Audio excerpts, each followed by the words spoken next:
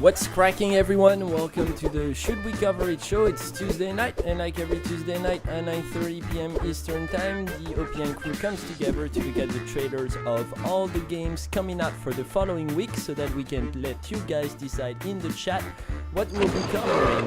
We're going to be doing reviews, we're going to be doing streams, and we let you guys decide whether we should be doing either of these. I'm well surrounded tonight. We've got a full crew, and I'm quite happy to introduce some that you already know, some that you still have to meet. First and foremost, Ernest RVP, Chris Kellogg RVP, our nicely returned happy head of interviews, Steven Stanisiuski, Adukar, head of the streaming department, the one and only Dalton, also known as Angelique, Caitlin, who you might have seen doing the interview yesterday on Masochism. Thanks for coming back, Caitlin. Eli Ross, who just recently joined us, and we're excited to have him from Sacramento. The very missed Curtis Schoenberger, who did some fantastic stuff for us in the past. Fantastic gamer. Thanks for tuning in, Curtis. Super stoked to have you. I think, have I forgotten anyone? I think I'm all set. So the concept of the show is pretty darn simple. You type one, we're going to start the trailer, and we're going to discuss the trailers. Chris is going to give us the description. Unfortunately, Peter and Marcus could not join us tonight, but Chris will be giving us the description of the games. Ernest, if he finds it, is going to be giving us some background on the studio behind the game. We always like to highlight that stuff. And then it's open forum. Since there's a lot of us, we're obviously going to focus on raising our hands. So everybody at the table, raise your hand. And for the people in the chat, type 1 if you think we should review it. Type 2 if you think we should stream this. Type 3 if you think we should just go balls out at a car and do all of them. And type 0 if you think we should just pass and move on. Obviously, we're gonna comment as well. And if there are any writers in the chat, you can also claim dibs on the game at hand by just typing dibs in the chat. That's DIBS dibs. Type dibs, and we'll make sure you get the game, given that you have become a trusted writer with OP Noob. So without any further delay, everybody can unmute their microphone. Chris, Ernest, are you guys ready for the very first trailer? Let's do this. All right, and let's get the party started. The trailer is live. We are moving. We are on. This first game is called Zoombinis. What you got, Chris? All right, Zoombinis is a recreation of the classic award-winning 1990s puzzle game Logical Journey of the Zoombinis.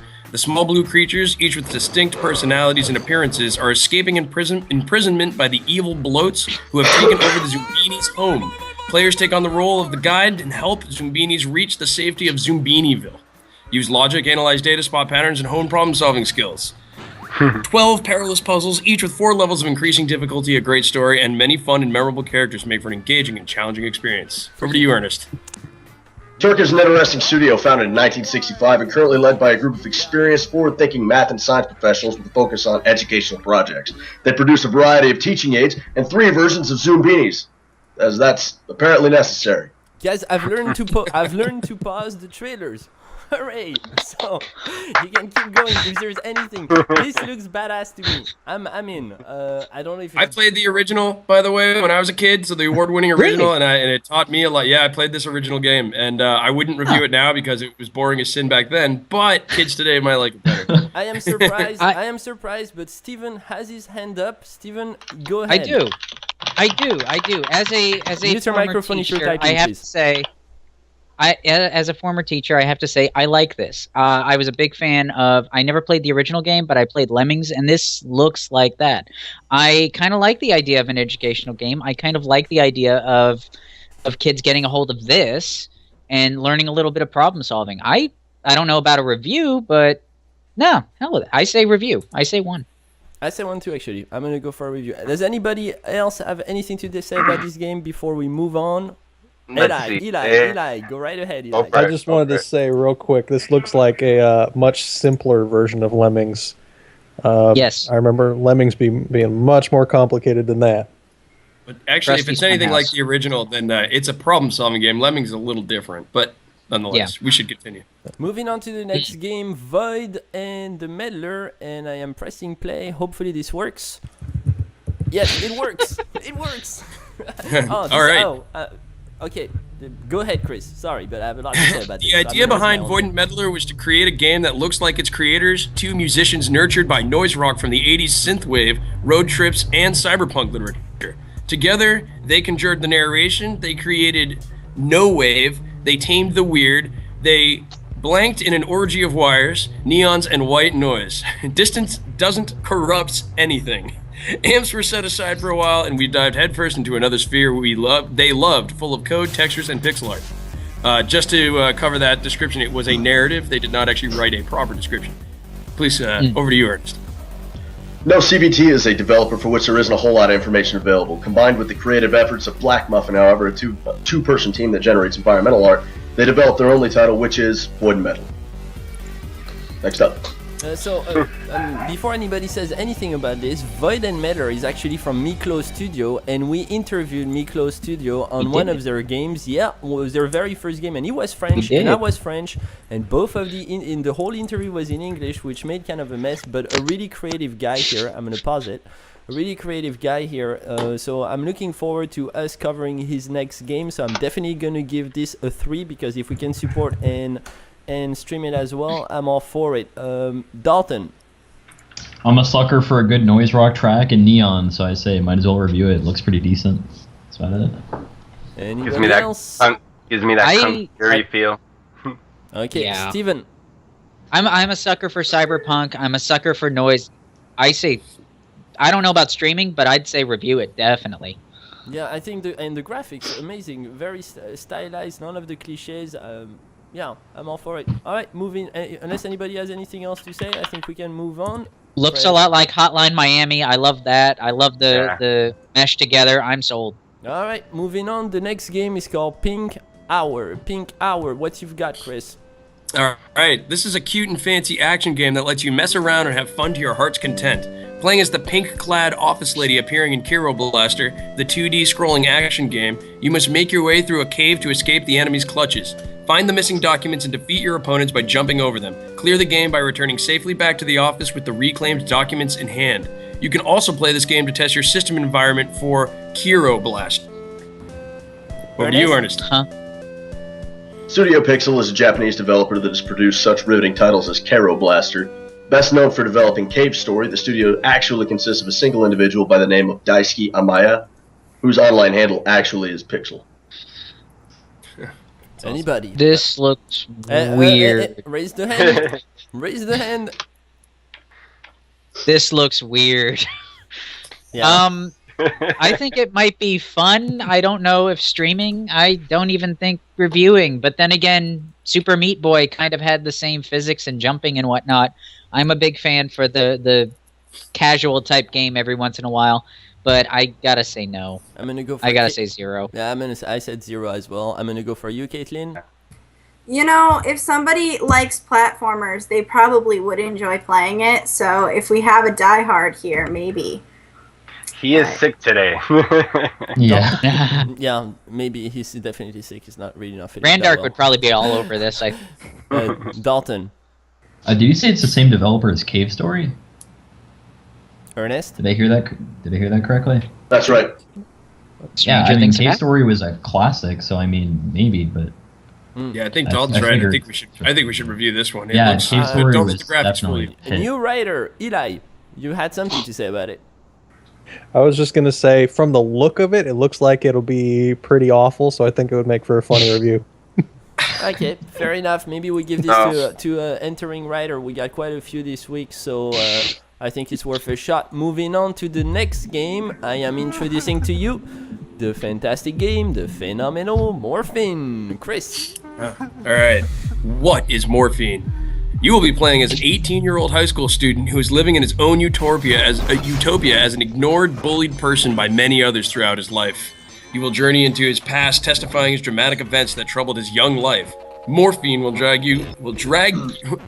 Sorry, it's not written well. Morphine will drag you to empathize and make you witness to an alternative subconscious world from a different perspective. Over to you, Ernest. There isn't a whole lot from Morphine's developer immediately available upon searching. His name's Karim Kundasar, which, one, sounds like a Pokemon, and two, I was prescribed morphine once for my third hernia surgery. It was awful. Who's up next? I would have been sold if it was Vicodin. Raise your hand, peeps, but I am gonna say that for me that's a 3. It looks very creative, it looks very intense, so definitely got my vote down. Anybody else, please raise the hand, the time is now. Steve, I'm gonna go for Caitlin. I'm gonna go for Caitlin, Steve. I'm gonna shut you up. Something about I don't know. I saw a rabbit guy running around. It kind of reminds me of Danny Darko. Like immediately upon looking at it, I think somebody who really is into psychological horror would really like it. I would probably play it. All right, Steven, up to you. I'm sorry. I'm sold. I love head case trip games like this. Even if you're not on morphine. A little bit of Vicodin, maybe some Percocet, but I think this would be totally fun to play. I don't know about streaming, but LSD trip all the way. Yeah. Get some morphine out of the OPN budget. I mean, come on. Yeah, puff. Easy. Anyone else? Before we move on, seems that we're doing good. So moving on to the next game. Moving on, staying with the horror theme, we've got the game called Pathologic. What you've got, Chris? Pathologic, the original indie cult classic, returns fully restored and more evocative than ever. Pathologic Classic HD is the definitive edition of the original cult classic psychological first-person survival game. The game represents a unique and unforgettable experience as it transports players in a weird town which crouches, ominous in the far reaches of an ancient steppe. Again, I apologize, it's not written great. I'm going to pass this one over to you, Ernest, because it continues to be difficult to read. Before we do, Ernest, just one quick second, Ernest. Time of Warfare, who's one of our writers, is claiming dibs on this game. If Alucard, you can make note of this. Time of Warfare, you've got this game. Thanks for tuning in. Ernest. All right, Ice Pick Lodge is serious about their About Me section, so stand by and have your minds blown. It reads, Ice Pick Lodge was founded in 2002 as a game development studio. So there's that. The rest of their site consists of overly artsy stuff that seems to try way too hard, and so I didn't read it. Fair enough. Yeah, their description was not great. Dalton. All right, I'm actually a fan of the original Pathologic. I don't think there's many people that have played it, but it's honestly one of the best RPGs I've ever played. The writing in it probably stacks to the ceiling in terms of like how much writing there is. It's a hugely writing-focused game. It's a really awesome psychological thriller, and I cannot recommend the first one enough, and I'd be happy to review the HD remake of it. Because it was so hard to get into, you had to work around the Russian translation of it, which obviously not a lot of people were very good with. So it was hard to get into, but I loved it, and it was fantastic. Probably what I'm running into with the description a little bit there. Yeah, Go ahead, Steven. I'm a big fan of any dialogue-heavy games. I admit this, but I've never played the original. I'm gonna have to defer to Dalton on this one as the expert, but it looks compelling enough. It certainly is interesting to see all these horror games coming out. I don't know if it's probably because it's Halloween and we're getting close to the end of October. Yeah, and they're probably banking on that. But I definitely like the kind of the real aspect of the games. There's actors, they look like cool people too, so I'm also gonna give it a 3. I'm also gonna go for it. Go ahead, Angelique. Yeah, it's actually really awesome. It reminds me a lot of Stalker Shadow Chernobyl. I don't know if you guys have played that before. Yeah. But there were some times in the game where it had me like trading in my handgun like in order to eat, and so like you had to do a lot of these missions completely defenseless in order to like survive. So I thought it was like really, quite a hardcore experience. It was difficult, and I loved it. Anybody else on this? I said we review it.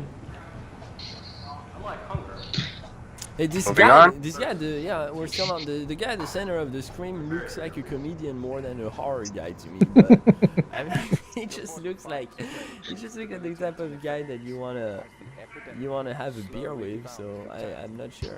But the game looks aesthetically beautiful. I don't know if that's the. It's. Go ahead, Steven. It sounds like a minor thing, but I like games. I like these survival horror type of games where the inventory system is believable. I mean, you can't really carry 30 guns on your back. I'm one of the few people that likes that likes a survival horror game where you have a satchel and maybe a belt and you don't have to carry like a bazooka and all this other crap on your back. I like it just for that reason alone.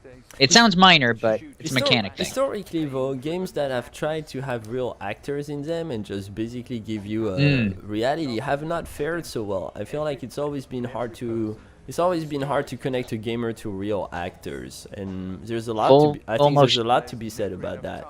Chris. Yeah, full motion video has never done well. It just reminds me of those classic like video CD games you used to see. Too. Those terrible Me consoles. Yeah, and they were always awful. And I agree. bad. I don't think you can use video footage in a game in a compelling way easily. Even the actor Command and element Conquer is just in the cutscenes are barely introduction. watchable. Dalton. It's like Command and Conquer. It's just some of the cutscenes. Some of That's the about entire it. game. Oh, okay.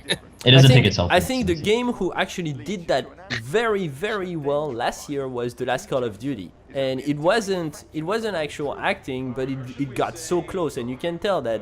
I think I don't know how Activision did it, but you can tell that they capture Kevin Spacey and they basically recreated him, but in a way that is so realistic. It was the first time that I played a game where I felt like I was looking at actors, but funkified, obviously, and I felt like, okay, I'm in this. But of course, it's Call of Duty, so. Now that's just how Kevin Spacey is. You know, he's just that awesome. Great game, by the way. Fantastic Call of Duty, and not to be off track, but I am super psyched about the next one. And I know Call of Duty is the type of game that PC gamers tend to. I mean, obviously. Press X to mourn. Yeah, it's So not. I have to pay respects. Yeah. It's like not the most popular, but I think the production value last year was excellent. It was probably one of my favorite Call of Duty ever. In any case, of course, Kevin Spacey made the most of it. I have little to say about the rest of this trailer, so I'm gonna take the chance to move it forward. And yeah, here we go. All right, the next game, pledge now at Kickstarter. Okay, the next game, guys, is called another long trailer. And I would be surprised to say I think it's a Korean game or Japanese game because they tend to have extremely long trailers. So we can. Should I read the full description? Yeah. It's pretty. Go right ahead. The game is The Legend of Heroes: Trails in the Sky. Solid production, but Chris, go right ahead. All right, so here we go. The coup d'etat that threatened to shake the foundation of the liberal kingdom has now come to a close, and Her Majesty the Queen's birthday celebrations are in full swing throughout the streets of France.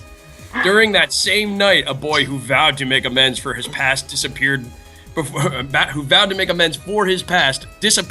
the girl he loved. Clutched in the girl's hand was the one thing he left for her to remember him by, our harmonica. Now her journey to find him begins. Gets better. Wait. Oh my The god. Legend of Heroes series continues. The tale of Estelle and Joshua concludes in this engaging narrative twice the size of its predecessor. Partner up with either Shara or Agate on over 70 hours of core gameplay to thwart the growing evil that threatens Liberal. An immersive adventure. The meticulous, detailed land of Liberal awaits your return with new quests, new minigames, new collectibles, and new and familiar locations to explore, populated by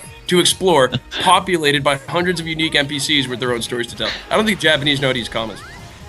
Expanded combat system. The series' staple strategic turn-based system with unmatchable customization has been taken even further with all new arts, crafts, upgraded orbments, and combo attacks. And this is what I'm particularly excited about. Falcom's celebrated sound team JDK returns with 44 tracks to underscore the tumultuous resolution of one of the most moving and expansive JRPGs ever created. The last point says, the hunter of love, more Olivier than ever. I think there's a lot to be said about that, but this seems to be a pretty big production. Ernest, what you got? Oh yes, Ernest. Wow. Nihon Falcom is a Japanese video game company founded in 1981. Japanese. They're considered pioneers in the Japanese role-playing game industry and are therefore to blame. They remain one of the oldest RPG makers in the industry. That was awesome. So, What do you mean to blame? Alright, wait. You know what I mean. I'm actually gonna. I'm sorry, Steven, but I'm actually gonna get back to Chris because Chris. I'm sure you have something specific you want to say, but you also just reviewed Final Fantasy 4, if I'm correct. So 5, sorry. So, And also HD Type 0 for whatever that's worth. Go But right ahead. well, the reason, actually, it's funny because the reason why I want to talk about it, it has to do with Guruman. Nihon Falcon was the one that developed Guruman. and that's a game we reviewed a long time ago. Now, that was published by a different guy who we interviewed than who was publishing this game. However, it did say there was an acclaimed soundtrack to this game, and Gourman also had an acclaimed soundtrack that was really good. So I'd like to believe if this game sucks, at least the sound and music will be good. Okay, fair enough. I'll review the soundtrack. I don't know if we do that, though. Anyone else before we move on, Steven? Look, we can laugh about it, but JRPGs are actually pretty enjoyable. They're generally fairly deep. I don't think it would be streaming quality, but even if the story is absolute flustercluck, Chris does have a point. The soundtracks on these are absolutely amazing. So either way, there's going to be... Yeah, so even if it seems screwy to us, some of the best RPGs to come out in the last 10, 15 years, and if Randark were here, he'd probably agree with me, they've all been JRPGs in some way, shape, or form. So a lot of the RPGs we play now wouldn't exist without this crazy stuff. So I would say 1. I think we should review it for certain. Yeah, I would say more than 1. I would say, yeah, no, I don't think we should stream it. Curtis, I'm gonna call you out because I haven't heard you yet, and I want to hear you, and I'm sure you have an opinion about this. I'm not too sure on it. I mean, it's got that retro classic JRPG feel that you're playing a game from the 1990s or so. And I just find it really hard to connect with those kind of games that come out during this generation. I mean, they've got some fancy special effects that you can see in the trailer, but nothing that really screams out to me, I want a reason to play this. I basically just want to go out and buy the soundtrack, like they said, and that's it. I actually agree. I agree with Curtis, and I'm almost mad at you, Chris, that you didn't point that out, because in your Final Fantasy review, you opened up with studios banking on the nostalgia effect and the fact that maybe these games are a little bit out of trend. Well, they sell, though. To go again what Steven just said, yeah, they sell, but surprisingly so. I feel like we expect more of an RPG than what was done when we were 10. I mean, that's fair. That's a fair comment, and I've played enough Final Fantasy this year to probably say I don't need to play any more JRPGs this year, because it's easy for me to get my fill pretty quickly. I can't lie, that's true. And honestly, Final Fantasy is a little more nostalgic. I don't know what this is. I've never played it before, so other than a soundtrack for a game that I played a while ago.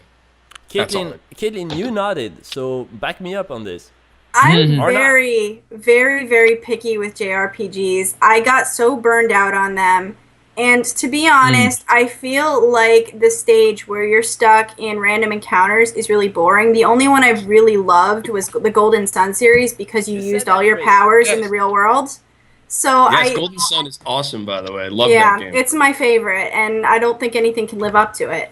Yeah, and Chris, didn't you? I forget if you criticized that in the actual review or if you told me that yourself, but that you're fed up with the random encounter. It's Well, so my whole thing about them was that they've been using random encounters for years, and even in the 90s with other 16-bit games, they had RPGs without random encounters. So people innovated around them 20 years ago, and the fact that they're still using them, I think, like I said it in the review, it's lazy. Yeah, I would say Alucard that it's a completely outdated genre. Caitlin. I actually played one once that you could run away from the random encounters because they were clouds floating on the screen, and as silly as that sounds, it was Game Boy Color, Harry Potter and the Chamber of Secrets. You could run away from the clouds. Earthbound is the same way. Anyways, we gotta move on. We gotta move on, and I'm excited about the very next game because to me, it's a 3. It's a 3 before I even introduce it. It is called Bulb Boy. Chris. All right, here we go. One gloomy night, Bulb Boy wakes suddenly from a frightening nightmare to discover that evil has overshadowed the Bulb House. His family has disappeared and there are horrid monsters lurking in the shadows. Gather the courage, and use his glass head to save everything he loves. Find light in yourself. Gameplay. Bulb Boy is an intuitive 2D point-and-click horror adventure about a boy with a glowing head. It says in parentheses, alright, it's a bulb. Inspired by Machinarium and Goblins, 3 eyes, solve puzzles, defeat wicked monsters, and reveal Bulby's abilities to unfold a twisted tale. Oh, and don't forget to save your Grandpa Raffin and Moth Dog from the frightening darkness. Do not forget. Ernest, over to you. Bulbware is a small indie game development studio based in Krakow, Poland. I don't know how to pronounce that, but Krakow. They're in Poland, so you know it's good. That's all I've got. I love it. It's got a big 3 for me. It looks very original, very creative. Steven, go right ahead. My last name ends in ski, so Polish power. Yeah, no, this looks crazy fun. I think this is one of those weird games that has just enough charm that it would actually be enjoyable once you get past the crazy, we're an inanimate object that's animate type of thing. I think it looks fun. Anybody else before we move on? Curtis. Curtis is now in. He's in. How do you solve puzzles with a head? That's what I need to know. I have to play really hard. I solve puzzles, so I mean. I think it's a play on the how many X does it take to screw in a light bulb. Well, now it's the light bulb that's screwing you, right, so to speak. I was just gonna say I love how weird this game looks, and the fact that it's so dark. Like, I want to play it because of that. Like, it looks fantastically weird. Yeah, that was exactly my first comment, actually. Alucard, you be so quiet, man. What's up, Alucard? No, I gave it that was the first one. I gave it a 3. I said it's weirdly fun. He's back running the stages, man. I'm moving on, guys. I'm moving on, and this game is called Wait Extended. I don't know if extended means something or it's part of the name. It's called Wait Extended. Chris, what you got? Wait. Extended. It's a mystery horror game inspired by the works of H.P. Lovecraft and the Silent Hill series. The gameplay is put together by elements of exploration and riddle solving. We want to offer a different kind of horror, a horror without jump scares or fighting monsters, but with the fear of the unknown and the unimaginable. I'm going to leave it there because the rest of the description is page long. Over to you.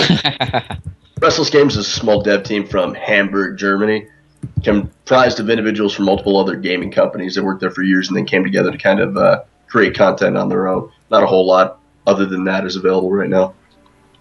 Yeah, I'm gonna state my opinion after, but I'm cautious about this type of game, and I'll explain why. Chris. I just wanted to also add, as I was scrolling down, that it says Wait may be inspired by the Cthulhu mythos created by Howard Phillips Lovecraft, but doesn't actually take place in it. So if there's any Cthulhu fans out there, this might be for you. It could get fun. I state my opinion at the very end. Steven. You're not allowed to have an opinion. I'm a sucker for Lovecraft. I'm a sucker for Silent Hill. I'm a sucker for horror. I'm wearing a Pinhead t-shirt. I'm hesitant, if for no other reason than the fact that I feel like horror and survival horror has become the new World War II. I feel like there's a lot of people doing it, and this is coming right off of doing the Masakizia interview with Caitlin. I think that it's become the new go-to where everybody's trying to make up for the fact that we live in a world where PT doesn't exist now. I think it might be done to death, no pun intended. I'm hesitant. I would say 1 just because I want to give it a shot. Yeah, unless anybody has... Caitlin. I feel like if the music for this trailer is the music in the game, it's going to put someone to sleep. Like the Silent Hill movie, if you've ever tried to sleep to that, it's the most soothing thing in the world. So that would be my concerns. So I kind of agree with you, but I tend to be skeptical when I see a trailer. I'm immediately skeptical when I see a trailer with good artwork. But that doesn't show you any more than that, and then slaps on top of the good artwork some emotional music just to get you moving, just to get you engaged. I immediately, for right or wrong, because there's definitely talent there. You cannot deny that the guy's talented. He's good at drawing. He slaps on top of his own talent some emotional music that creates the illusion that you're gonna feel something, you're gonna live something as you play the game. If you're typing, please mute your microphones. And at the end of the day, you play the game, you're excited to get into it, and you don't get into it because the essential elements, the components of what really makes us enjoy games, which are not necessarily artwork, which are not necessarily the music, but actually the gameplay and everything around it, is missing, is lacking. And I feel like it is the developer's responsibility in a trailer, and I know he only has 1.5 minutes to do it. If he wants to, if he's Asian, he might even have 5. But at the end of the day, it is your responsibility in the trailer to show us not just how talented you are, but what we are actually going to be buying. And I feel like in this trailer, you don't get a good sense of what you're buying as a game. Any feedback? I call that a solid analysis. Thank you. Thank you, Chris. I'm gonna move on. I'm gonna stay on this win. I'm gonna move on. And All right, so let's move on to the next one. the next game is called Galaxy. Galaxy. Go ahead, Chris. All right. Prepare for the bar to be raised on Deep Space 2D dogfighting. Galaxy is a modern AI and physics-driven open-world action game viewed through the lens of the classic 16-bit space shooter. Powered by the next-generation sentient AI platform, Galaxy puts players in control of anime-inspired spacecraft inhabiting procedurally generated worlds.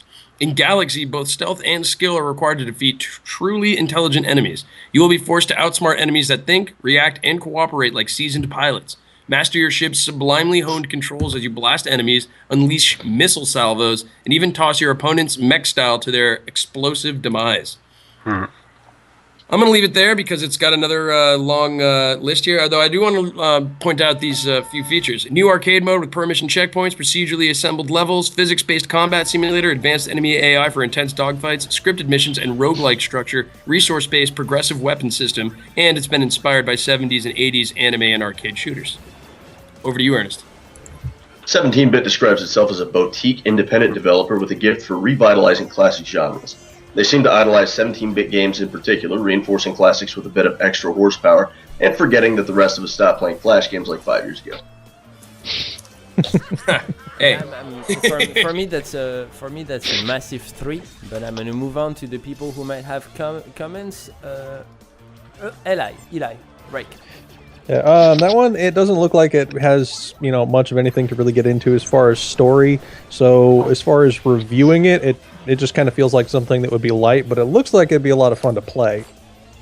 So Yeah, I would say agree with streaming. you. I mean, I think it's kind of cliche. We've seen this before, but it looks so well executed that I'm actually following you on this, Caitlin.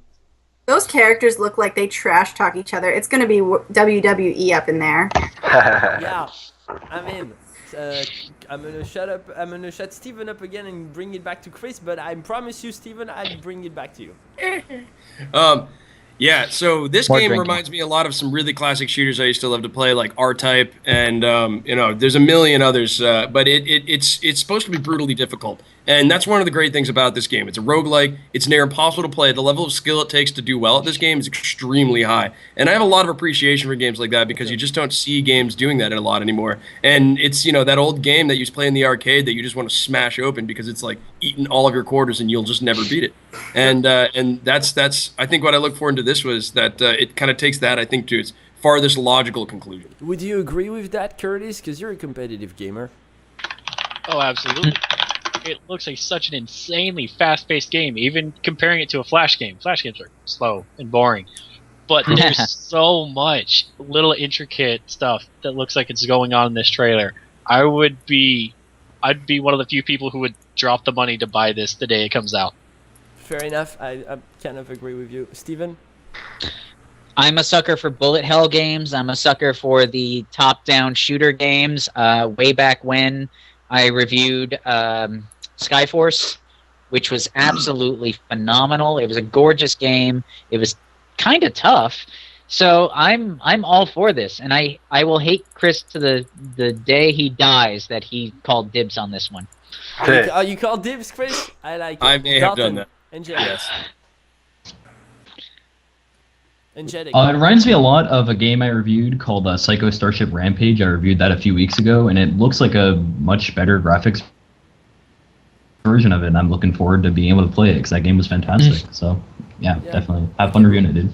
Unless anybody has anything to sell, I'm gonna move on to the next game, and the next game is called the Army of Pixels. All right. So, a lane-based pixel strategy. You have to strategically control your lanes and manage your resources to counter your enemy's units and tactics. Assemble your ultimate army from 11 playable factions, from sturdy dwarves to volatile fire elementals, from pesky insect swarms to lumbering tree behemoths. Want an army with vampire lords, mutant zombies, and rat swarms? Check. Various units counter other units or have other special abilities. Inquisitors are best suited against creatures of the dark, undead are immune to poison, tree beasts do well against buildings, and so on.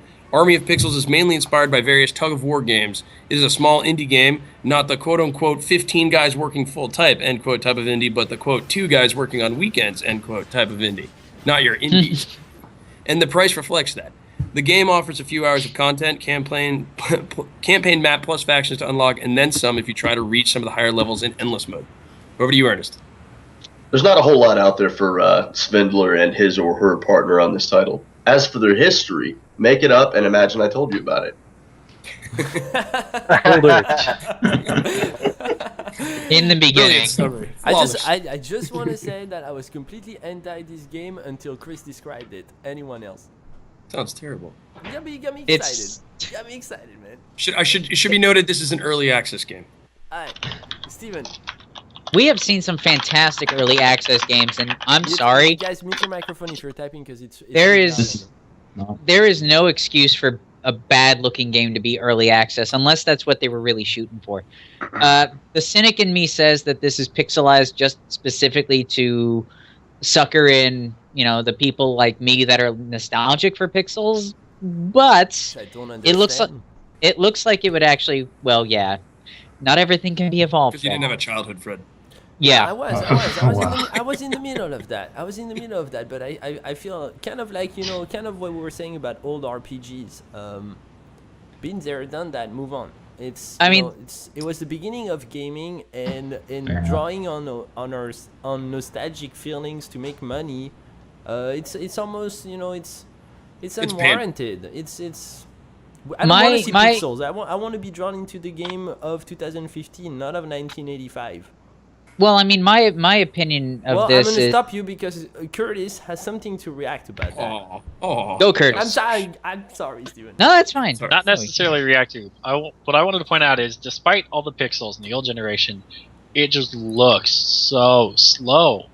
Your characters are just trudging across the field. I've only been able to make it through one game ever that has been that slow paced, and that was Ogre Battle back on the Super Nintendo. Oh, that's a great game. Talk about great classic pixelated games. But it had so much more content to it than just walking up and bashing your head into it over and over again, which is what this looks like. Yeah, Steven? The only pixelized game I want to see at this point is a new version of Mutant League Hockey. I'll be fine if I ever get that. But beyond that, I'm sorry, I'm just not taken by this. I gotta say -0 even. Yeah, it's gonna be Caitlin, you guys 0-2. -0. I think we're gonna pass. Yeah, I'm passing on this. Okay, Alucard, thank you for playing. Moving on, I press play, and we are introducing the Extinction. Right at your face. Oh, we've got another space shooter here. The Extinction is an indie 2.5D space shooter. In the current stage, the game focuses on the arcade type of gameplay, which can offer a lot of fun.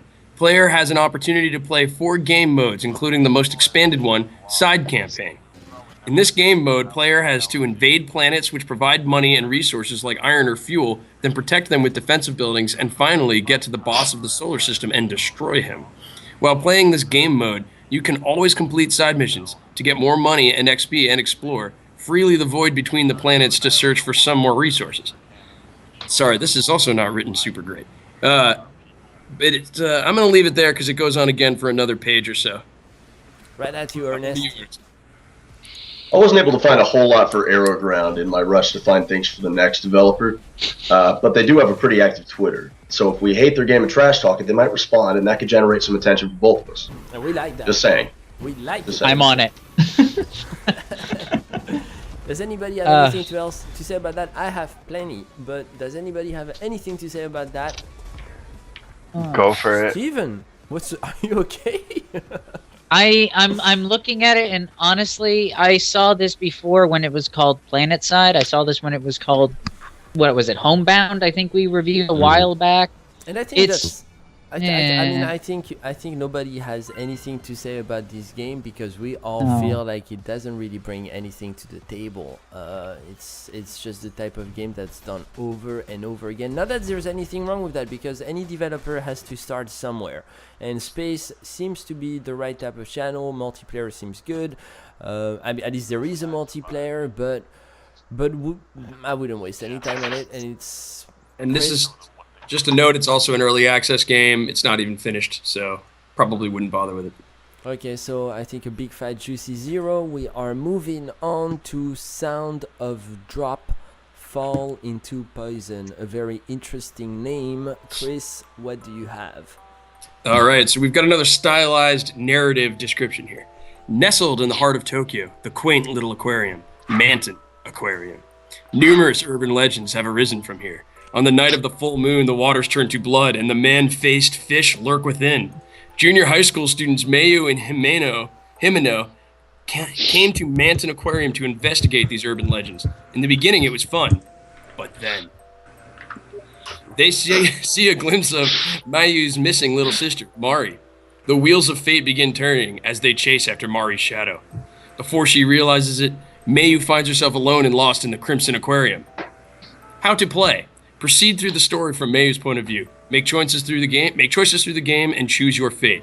Contains 3 main story routes and over 30 endings. In parentheses, it even writes in its own description, in parentheses, mostly bad. Most of the endings are bad, according to the developer. Interesting. Uninteresting. The game is mostly bad. Mostly bad. So, guys, I just want to let you know this is not going to be a good game. But I'm going to copy and paste it into the chat. It's over 30 endings in parentheses, mostly bad. what you got, Ernest? All right, so the name of this company is difficult to pronounce. I'm just going to give it my least bit of effort here. IO Company is a Japanese visual novel creator, and as such, a lot of the information regarding their studio is in Japanese. Googling them results in retina melting anime. Down with Steam Greenlight. What you've got, Rek?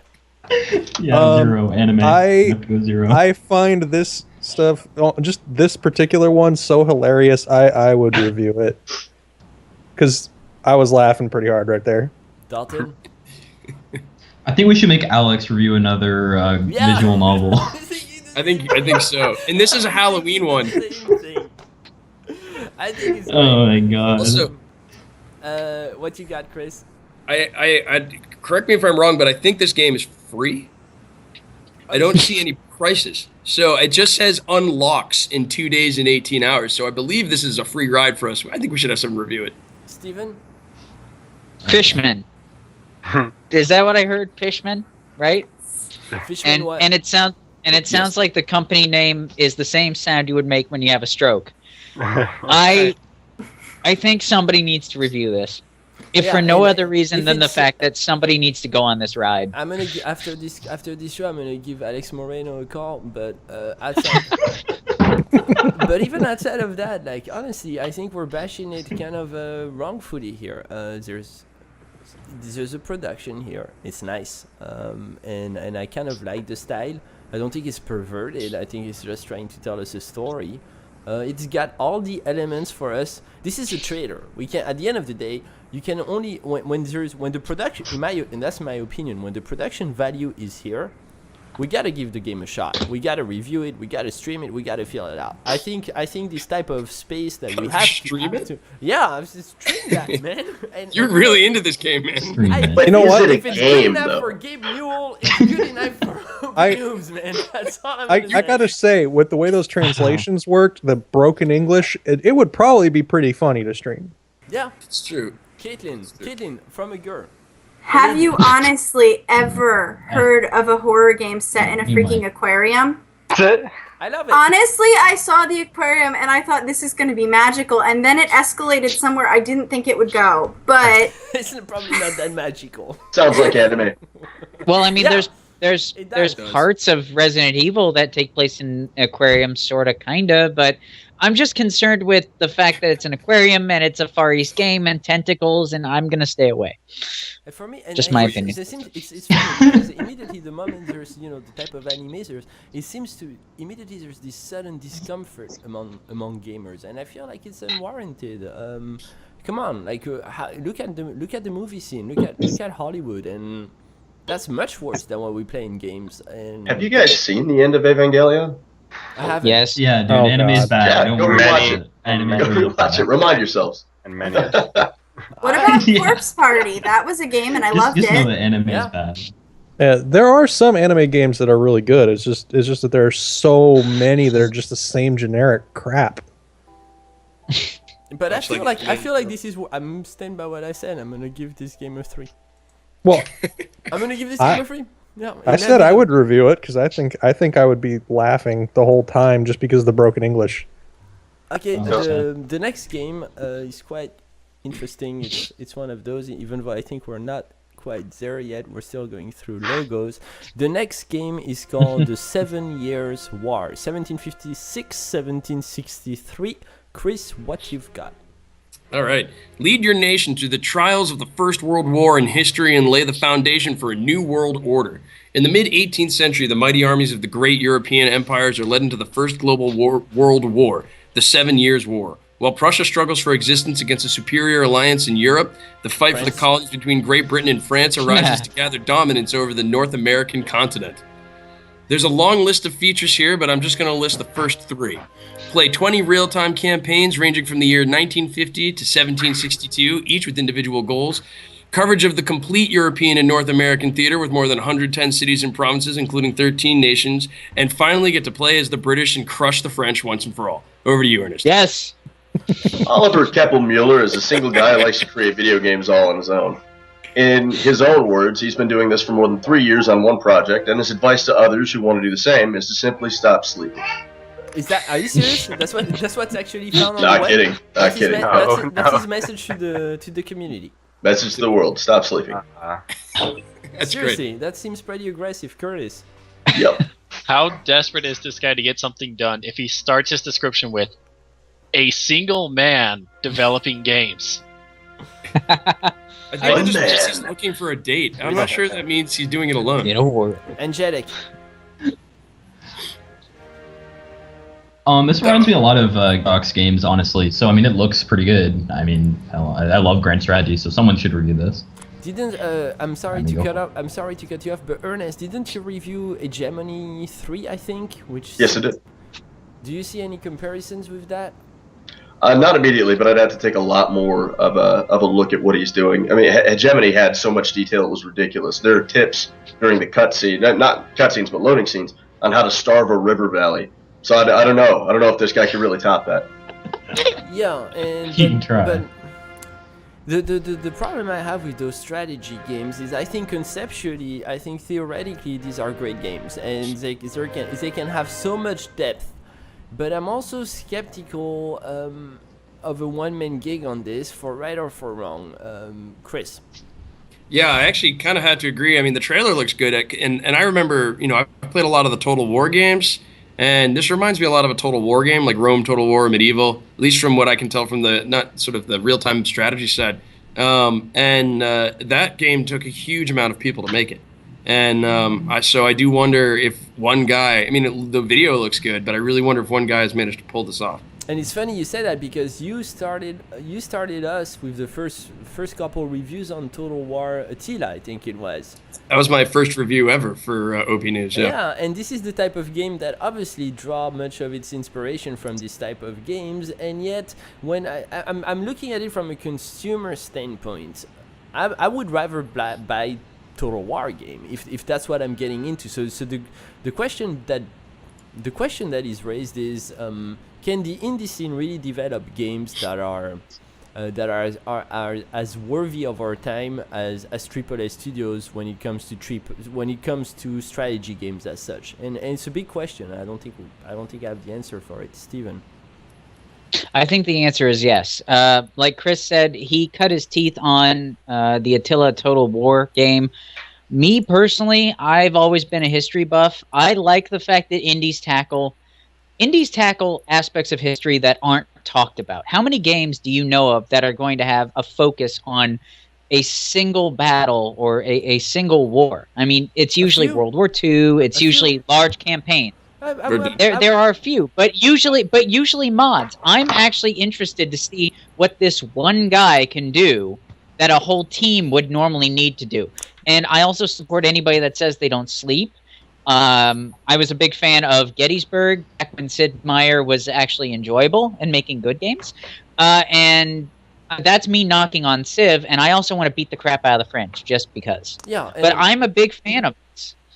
I want to see how this goes. I think it would be interesting to not only review but stream as well. But at the same time, I don't think that mainstream in video gaming has gone to the same type of low level that you're gonna find in Hollywood.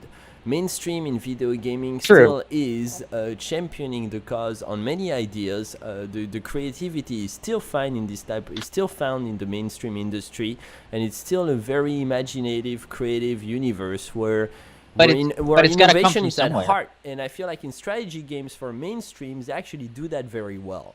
And I'm skeptical. I don't know if I agree with you. Caitlin, you seem to have something to say, and then I'll move on to you, Angelic. I do. I feel like these games that focus on a specific war or a specific thing, and they're war games like the other ones you were talking about, they have a niche audience. People who are die hard into this sort of thing. I know people who would love this game. I would not be one of them. But, you know, like somebody who's really obsessed with these kinds of games would pick it up immediately, I think. Angelic? I'm a big fan of beating the crap out of the French. Yeah, me too. That's all you were going to say. That figures. I'm sick of World War II. All right, I'm sick of all the usual battles. I'm very interested, like I said, to see what one guy can do that it usually takes teams to. It could be a broken mess. And actually, I'm just interested in the car wreck as well. So it's going to go either way. I would still be interested to see what kind of tactics people can pull out in an indie development. Every single big Hollywood production has to start somewhere. Yeah, so I would like to give it a chance, definitely. Okay.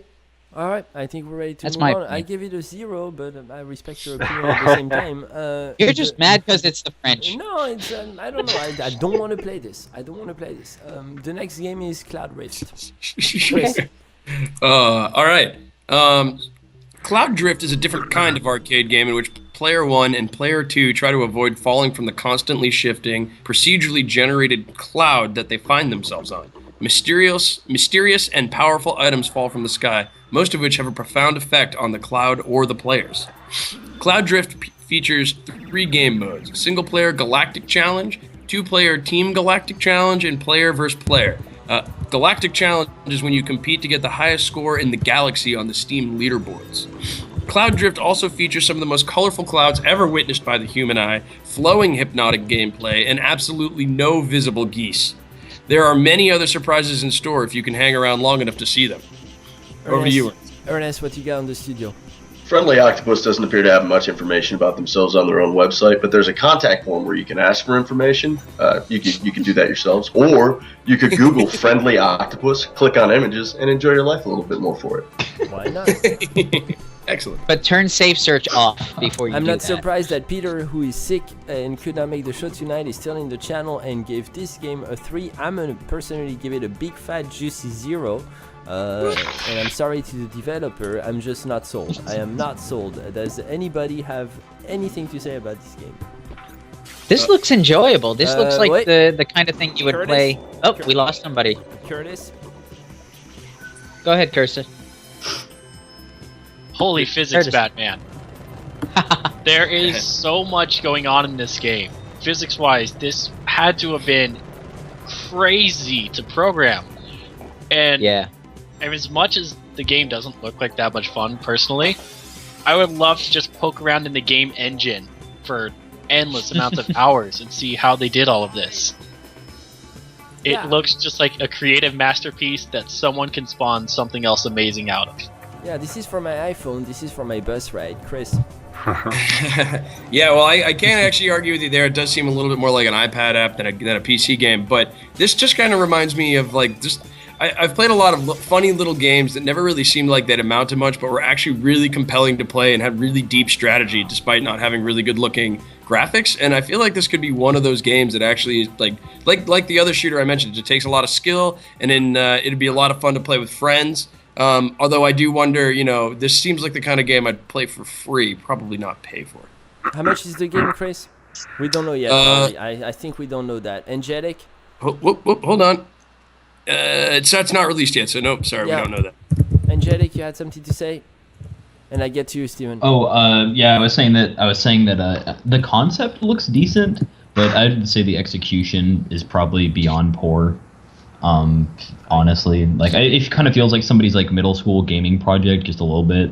And that's fine, or, actually. Like a lot of a bit, yeah. We interviewed the devs from Stairs just last week with Marcus, and those guys, that literally was homework. That was a home project that they came home and they basically built a great game out of it. So I don't think there's anything wrong with that, but I would definitely agree with you that the production value is not there. Steven. We lost Steven? This looks like a tech demo. I'm kind of split. Did you? Yeah, go ahead. We got you. Okay. To me, I agree and disagree, so I'm going to play devil's advocate a little bit. Caitlin's right. This looks like it'd be a very enjoyable Zen type of game where you're just trying to relax. But at the same time, I'm getting the feeling that this is kind of a school project gone wrong to a point. But the last time I saw a game like this, it was Osmos, and I thought it was going to be crap. I picked it up in a Humble Bundle, and I was incredibly entertained by it. I think it should still be given a shot, but I can't say it's going to be good for a review. So I gotta go with 0. Yeah, I went with 0 as well. It's the next game is called The Last Night Mary. Lenda do up. I'm gonna say that with my Brazilian Portuguese accent. Gilenda. Wait, let me get you. Alenda do Kabika Jikuya. Oh, very nice. All right. Thank you, Chris. I'm an educated Frenchman. Yeah. Go ahead. Well, none of us, I guess, are very French. Anyways, back to her hometown in the outback of the state of Hawaii, Brazil. Maria came to visit her mother, who was ill, and finds herself trapped by a legendary local curse. They said that the curse will finish only when the beast successfully catches and kills 7 Virgin Mary. But maybe there is another way to defeat this terrible beast. The Last Night Mary is a point-and-click survival genre game based on a local regional legend from the state of Hawaii, Brazil. The player will be Maria and needs to find a way. The player will be Maria and needs to find a way to escape from Crispin, the beast, avoiding to be another victim of this curse. There's a significant more list of features, but I'll hand it over to you, Ernest. Submersivo Game Studios, an independent studio of game developers that values art, scenario, their words not mine, and gameplay. They're Brazilian. They released Methodological, the game, Avenues of Research, a challenging title to pronounce, and Atomo. Ernest, in parentheses, you know who was the last Brazilian developer that we dealt with? Who was it? You know, and you remember it. I'm gonna say one keyword: the crane. The crane. Whoa! Damn. I swear to God, I thought they were Canadian. We're not going to reveal the guy was. It all makes so much sense now. The guy we talked to was a German, but the awesome. the developers were from Brazil. And honestly, I voted a 1, not because I think so much that this game is probably going to be the next best thing. It's probably not. But the Brazilian industry is booming, and it's just getting started. It's just. You want them to get some get back. Oh yeah, I want to see what they can do. So for me, it's a 1. It's not necessarily a stream, but it's definitely a support by review. Anybody else? Angelic. The last point-and-click game I played was Myst, and I'd rather play Myst than this, so I'm gonna have to go with 0. Oh seriously, that's harsh. I'm surprised. That's harsh of you. You don't think there's something there, Angelic? For the do you would flee, I'm gonna have to go with no. I don't think there's. Do you would flee? I don't know. I don't know. It's dangerous to alone go. I disagree with you guys. Caitlin. I disagree with you guys. I think that this looks like it could be really fun. I saw someone in chat mention Dark Heritage, and I did play that. Yeah, that was your review. And it had great puzzles.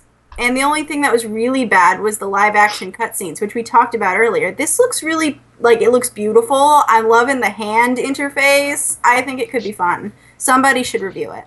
Yes. Totally agree. Anybody else? Steven? I love bad translations. I'm a big fan of those. But at the same time, I am kind of a fan of the point-and-click style of gameplay. I don't know if I would really give this much of a shot, but I do like the artwork. Yeah. But that's about as far as I can but go that's with it. yeah, and I guess that kind of contradicts what I was saying about the last game, that you shouldn't want a game just about just because the artwork is good. But this has the Brazilian feel, and I'm personally curious, Eli. I just wanted to point out that at the end of the trailer it says this one was a school project. Yeah. I'm all for that. I'm all for promoting the Brazilian industry. I think they have something to bring to the gaming world. Not soccer though. No more soccer. Yeah, no not more. soccer. It's over. Please, Support Germany on that just one. move away from that. Anybody else before we move on? I think we can move on. Just because you have something to bring Curtis. to the industry doesn't mean you should. We don't need a 20-second Mario Party game. All right, Malcolm. Yes, we do. That's how you guys are. You and Dalton should talk afterwards. That was harsh. I feel like the moment there's some type of production, and it's available in multiple languages, they made sure to point that out. I think I don't know. You might all be right. Caitlin, I hope you picked that one up. Caitlin, you should grab dibs on this one and prove everybody wrong if you can. I back you up. I'll upload it before anything else. The next game, guys, is Vertigo Void. Chris, what you got? All right, Vertigo Void is a challenging 3D puzzle platformer which demands a keen eye and sharp memory. As a lone astronaut, walk up walls, jump across the void of space, or fall in, and teleport your way to safety, or else face the sun's wrath. Pit your wit and skill against the sun's encroaching menace as you chart your way through over 200 puzzling levels brimming with challenge and surprise. There's loads of content, over 200 levels to complete, lots of gameplay manipulating items, an estimated 12 hours of gameplay, Xbox 360 controller support, works on all major operating systems. And I just like this last one. Where will your imagination take you? Vertigo Void was made by James De Silva and Matthew Sanders in Manchester, which is that place that gets really angry at soccer or something. Merge Games, listed as the publisher, has a much greater description listed online. James and Matthew ought to step it up. I voted 0. For me, it's a no. Anybody else before we move on? I think this is a game that might have been released a little too early. In my view, it's not to say anything about the graphics. It's just it looks like it's a demo to show like an art designer how to do stuff in physics. Yeah, it doesn't feel like it's anything. I'm surprised it's a two-man team. And before we move to you, Curtis, Steven, do you remember the interview with Rooms, the Unsolvable Puzzle? I try to forget everything within 10 minutes. But yes, I do remember Rooms, actually, which, ironically enough, I have on DS, as well as my own PC version. Would you agree that these games are comparable in genre? In what now? I'm sorry? I don't understand French. No, it's comparable. It's comparable, but I think Rooms did it way better, and it was just one guy. And that's my point. Curtis? I was just going to stay what Steven said. I love the puzzles in this game. They look interesting, but there's just so many missed opportunities. Like, there's a lot of stuff in space. Those backdrops had virtually nothing. Yeah. Space should only be used if you have no other idea. And it's simple to make because it's nothing but dots and blackness. To me, it just feels like it wasn't finished. And space implies visually stunning because it's easier to get to visually stunning in space than anywhere else. I don't know if that's true, though. I mean, FTL is one of my favorite games of all time. Sorry for not raising my hand. No, fair enough. No, go ahead. But yeah, FTL is one of the greatest games of all time. Although I gotta keep agreeing with everything I'm hearing. I mean, I think this is probably a mediocre puzzle game that was pulled off mediocrely, and I don't think we want to deal with it. Probably mediocrely, yeah. Mediocrely, yes. Okay, it's kind of. The next game we're getting towards the end. There's 4 more games. Obviously, it's been a busy week this week. There's 4 more games, and the next game is the one I am most excited to present. And if you bashed me on the Brazilian move, you're certainly gonna bash me on that. But this is a first in the series, and this game is called Arib World. And I hope. Oh, wait, no. I think you got Bit Shifter. I'm off.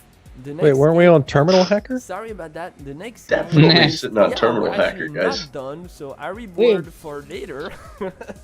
We have no idea where we are now. The next game, you are right, is Terminal Hacker, which is a game I'm actually excited about as well. Chris. Okay, so Dan McPenwright's sister Merle has dropped off the grid without notice. Reports indicate that this is a fate she shares with countless others. Set in the near future where virtual reality has become the ultimate escape into the dreariness and suffering of everyday life in a collapsing society, you will use your wits, computer skills, and hacking ability to discover the mystery behind the recent disappearances. This investigation leads you to infiltrate her last known location where you become entangled in a conspiracy that spans both virtual and physical realities. Do you have what it takes to find your sister and help her before it is too late? The initial concept of this game was created by a published author in the hacking world. The story has been written by Connor Kostick, published sci-fi author and historian. Over to you, Ernest. Terminal Session is a developer that seeks to bridge the gap between learning and fun. Seeking to make information technologies a little bit more approachable to the average gamer, they offer games, hacking challenges, and puzzles. Yeah. Steven.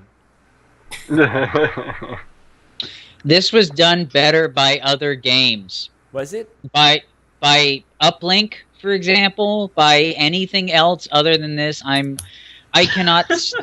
As someone that looks at lines of code for a living, it's boring. There is no enjoyment to be had for it. The regular gamer's not going to enjoy this. I don't think you. They're not. I don't think you can draw that conclusion and have such a poor trailer. And I think actually, if I voted a 3. I voted a 3 because I'm curious. I'm curious. Conceptually, it seems intriguing enough that I want to test this out. I want to check it out. I wish there was a whole lot more about the trailer, and there isn't. I think the trailer is kind of it feels tricky to me. It feels like it was made by the hacker. Chris. Yeah, I mean, I think it could totally be a cool game to check out. I just, when we actually have virtual reality, why didn't they? I don't see any Oculus Rift support anywhere on here, and that surprises me that they didn't figure out some way to add that in. When you feel like that was necessary from a hacking it's a game about virtual reality. There's a picture of an Oculus Rift in one of the screenshots. You just figured maybe they would have thought about it. I don't know. Fair enough. Anyways, that's it. Caitlin, you're nodding. You know, it could be really boring, but it could be actually great. We don't know because that trailer didn't actually tell us anything about it. It just kind of showed us a bunch of, like, pan-ins. No, I mean, great minds think alike, Caitlin. I totally agree. Steven. Graphics nice.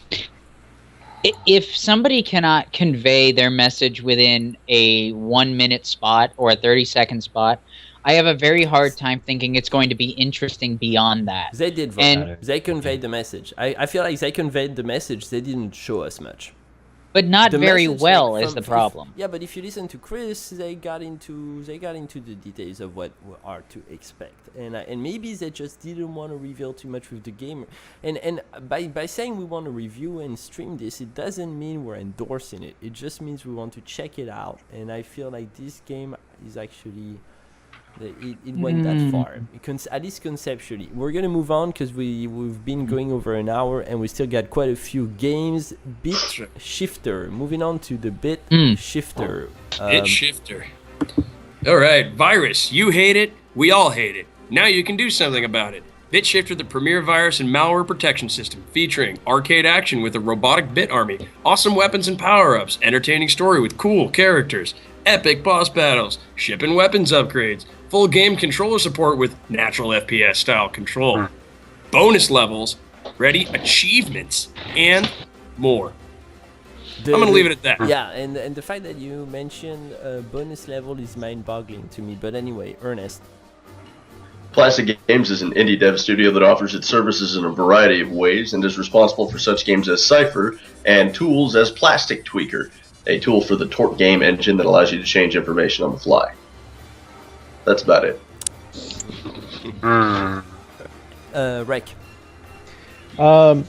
I think this should get a review for how much they were talking up their game as if they were an objective source to say how awesome it was. and also for the fact that they made a tool for the torque engine, which was terrible. Interesting. I mean, I'm not saying their tool was terrible. I'm saying the torque engine is terrible. So I would be interested to see just how bad this game turns out. Okay, I think we're gonna keep it at that, and there are 5 more games, 5 very interesting games. We are gonna move to the one we've been waiting for, Sonic Lost World. And I'm sure there's a lot to say about that. Sonic, Chris, go right ahead. Apologize, the tab is reloading, and here we are. Sorry, alright. In his latest plot to defeat Sonic and rule the world, Dr. Eggman has harnessed the power of menacing creatures known as the Deadly Six. However, when the Deadly Six rise up against their new master, Sonic must unite with his arch nemesis Eggman and explore the mystical Lost Hex in order to take them on head-to-head. Use Sonic's amazing new moves and incredible color powers to speed across a variety of unique terrains, racing inside, outside, and upside down in every level. There are new moves, there are color powers, there's a new world, there are also boss battles, plus 60 frames per second gameplay, HD resolution support, full PC gamepad and keyboard support, and full Steam functionality. Over to you, Ernest. It's Sega. They're still here, despite our best efforts. And their infamous Sonic team has returned to ensure the proper destruction of your childhood. Just take it away. Yeah, I mean, we're not gonna cover the history of Sega here, but it's interesting. 0 for me, and for once I agree with Steven. Steven, I know, Steven, you are starving to say something. Steven, I am. But wait, Curtis. I think this game actually looks amazing. Seriously? The only problem is that it's Sonic. Yeah. If you took anyone else, like just some brand new character, and put it in here, people would praise this game for the insane level design that goes into it, the solidity and the flow that looks like the game has. I mean, one of the most popular speedrunning games, I think, is a Sonic one. I forget the name of it, but it's got so many different characters that you could play. And it's just so insanely intuitive, the way that the Sonic people design their levels. I just wish it wasn't Sonic. Yeah, well, so Chris, I'm happy to give you the microphone, but be careful. Be very, very careful, because if you're gonna speak, considering our conversation on Skype this morning that you've been defending Mario and Nintendo and whatnot. If you knew anything about Nintendo, you'd know that they do not make. Go right ahead. Go right ahead. All right, well, I do not have the same feelings about Sonic the Hedgehog that I do about these other Nintendo characters, because for my whole childhood, Sonic was fighting Mario. At any rate, I think Sonic games are so hit or miss. Like I find that their stories tend to make no sense. I've played a lot of the ones in the last few years, like the Sonic Heroes and stuff, and they can be so hit or miss. But the production values are almost always high. So I think that like Curtis said, like if the fast-paced gameplay lives up to some of its predecessors, it can probably be a lot of fun. But Sonic games, they have a history of just being awful, and the most recent one that came out for Wii U was terrible. So I just don't think that we have a lot of reason to believe this game will be good. However, I will still vote that we should definitely review it. So I'm gonna give Caitlin, I'm gonna give you the microphone, but before I do so, let me ask you a quick question, Chris. Do you feel like the nostalgia factor might be a little bit more valid for Nintendo than it is for Sega when it comes to Sonic, and move away from your personal experiences in answering that? I mean, I think it is for some people. I mean, it's a little tricky because even still, Nintendo has basically co-opted Sega as a second-party developer, so they're kind of one and the same these days, more or less. Different developers, but basically same licensing brand group. Yeah, I mean, I think there's a lot of people out there that do have nostalgia for Sonic, but I think that they've been disappointed for so long. Most of them have given up even really caring about Sonic. Fair enough. Caitlin? So, from the perspective of someone who's never played a Sonic game in their entire life, some of the tracks that we saw in that trailer look more like F-Zero to me. So, it could be interesting for someone who likes racing games, or, maybe you give it to someone who hasn't played Sonic. Not necessarily me, but I don't know if I'm a crazy freak who hasn't played it. Okay, Steven, go ahead. Let it go. Go. All right. Chris, I was on the opposite side of the fence as you were. You were obviously a Nintendo kid. I was a Genesis kid. To see where Sonic started and to see where it is now, Sonic to me is that coked out, messed up person that you know that's hanging around near the turnpike asking for change. This is not what Sonic the Hedgehog should have been. The last time Sonic was anything worthwhile was Sonic Chew, the meme. Okay, this is terrible. I mean, Let it go. Let it Sega go. needs to Let it stick. go. Sega needs to stick with doing pachinko games like Konami, since they hate gamers now. Let it go. We don't need another Sonic game. We just don't. I think it's the most I've agreed with Steven for a very, very long time, and I also grew up just like you. I was on the other side of the fence, Steven. I was definitely on the Sonic edge, the Hedgehog, and like I completely agree with what you just said. All right. This is bad. So that being said, to pull the devil's advocate card, I think this needs to go to somebody that has never played Sonic before in their lives. They might have a better experience. I think a lot of it comes down to knowing how good the games could have been. Sonic, Sonic 2, Sonic 3, maybe Sonic and Knuckles. But taking it into 3D, I mean, there was Sonic 3D Blast, which was kind of fun but crap. Sonic Colors, which was enjoyable. Go ahead, Chris. I'm just going to toss out the Dreamcast Sonic Adventures was very good. Okay, that was good. Yeah. But this, no. I mean, Agreed. no. It's a zero. It's a zero. Yeah. I think we should give it a 1. We should. I mean, if we're going to say 1 to some of those other ones, we should definitely say Fair 1 enough. to. Fair enough. We But if gotta somebody bash wants it, to dude. stream, We but gotta if somebody bash wants it. to I'm stream willing it, to I'm admit gonna it's got to change be my vote. garbage. But I feel But like if somebody we should wants to still stream say it, do it. Right. He's right. It's no, it's a review. One is a review, and he's right. Yeah, I'd All say right. review.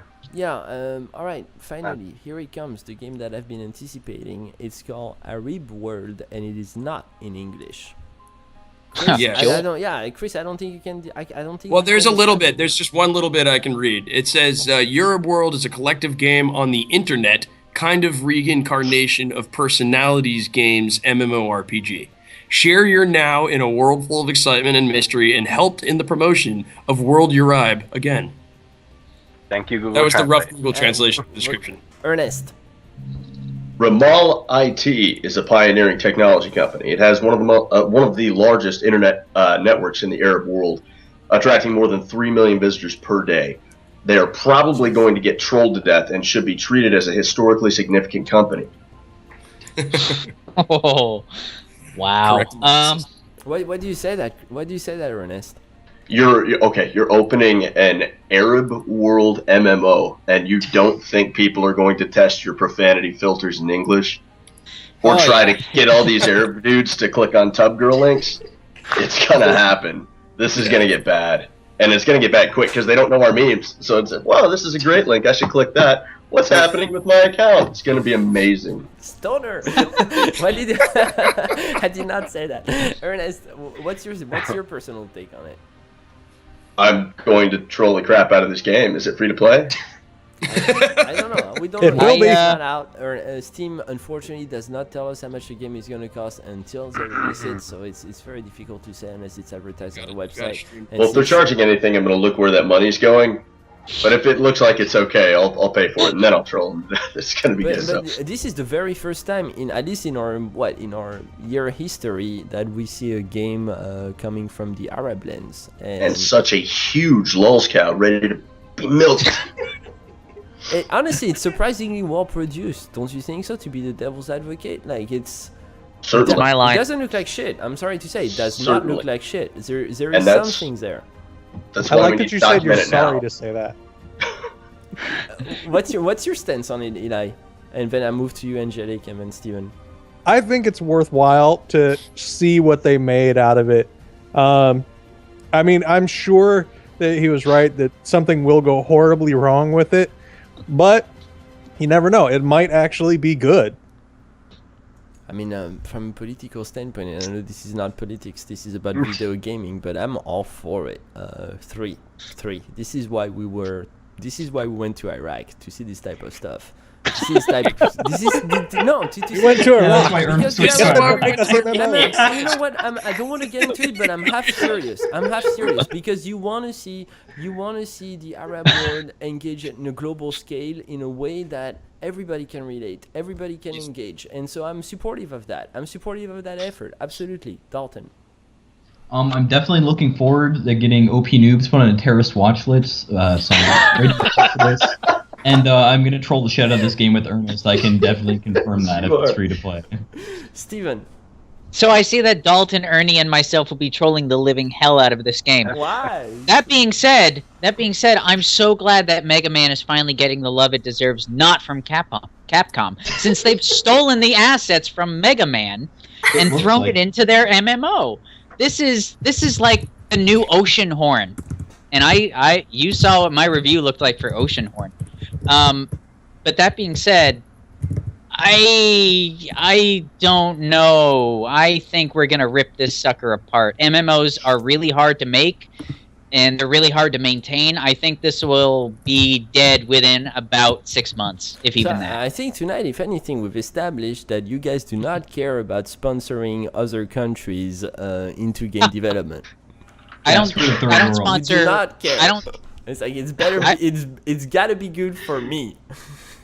Also, you got to keep in mind that Ernie's done multiple tours in the place where this thing was probably made. I don't sponsor stealing assets from another company, and that's what it feels like to me. It feels like these are legitimately Mega Man sprites shoved into a 3D world. But that's actually why I'm surprised, to be serious. Is Ernest, I would expect you to sponsor something like this. Oh, no, don't get me wrong, dude. I love the fact that whoever made this is in a place where they're free to make something like this. Yeah. I just really have to wonder if I'm going to be allowed to hit women in the streets for showing me their hair. Yeah, but that's why it's got to be reviewed. It has got to be reviewed. Chris. That was brutal. Just also to echo what Steven said, it's not even just like the stealing of assets. What I've noticed is that games like this, when it is like another part of the world where other franchises maybe in the Western world or Japan aren't as popular, they just rip those art styles off and get away with it in those countries all the time. And so it's just kind of annoying that they're not taking any time to be creative. They're just stealing popular styles from other genres and delivering them in content markets where they won't get sued for it. Did you mean Jean? But that being said, I am all for any social experiment in the form of an MMO, which is exactly what this seems like. So I think we should review it. Caitlin. Well, I'm glad that it wasn't just me that thought that, but you know, it did look like running around could be fun. You know, you don't know what it's gonna be, but yeah, the art style is really similar to. Okay, all right. Steven, quickly, please. Yeah, very quickly. Imitation is the sincerest form of flattery, but this is outright felony. I don't care what country it's in.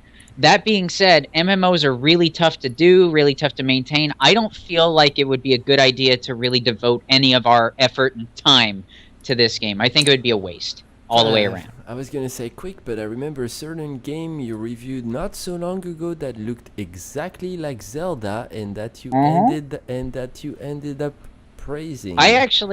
I did praise it, but at the same time, there's a difference between imitation and outright stealing. I bet if we looked on any of the art assets, they probably have Capcom stamped on the side. I'm going to link you your own review tomorrow and remind you that you accused it of outright stealing. Anyways, I did, but that was actually fun. Moving on. Chris, Dream Factory. All right. Sitting in front of a screen or TV, you might think that the process behind filming and producing a movie is a piece of cake. Try and play Dream Factory first. With this filming simulator, you will dive headfirst into the busy world of movie making. Dream Factory is a PC and tablet-based simulator game. The movie-making process doesn't always catch everyone's attention because everyone likes watching the final result. But many of us really do like to know what lies behind the curtain. Behind the stage, ... Our approach is to look at the industry in an ironic way. We've reviewed many different samples and cliches of both the old and modern Hollywood industry and rediscovered the most memorable names who made the filming culture of 20th and 21st centuries what it is today. I'm going to stop there, and I apologize. You can tell I'm getting sleepy because I'm stumbling over my words here. We're almost done, guys. We're almost Go done. ahead, Ernest. Excuse me. All right, the Tambourine is a branch of an indie dev project located in Latvia, Eastern Europe. They're comprised partly of IT professionals and work together with the parent group to expand the knowledge base of the company as a whole. And again, they're located in Latvia. So you know it's good. I think I gave it a 0 simply because I don't think we have a writer on staff who could truly value this game because it seems to be so heftily tilted towards the history of it all. So I'm gonna give it a 0. Curtis. I would give it a 0 as well, but just I don't know what I feel. It looks like it would fit an interesting niche, but with those kind of games, I feel like they should be somewhat realistic.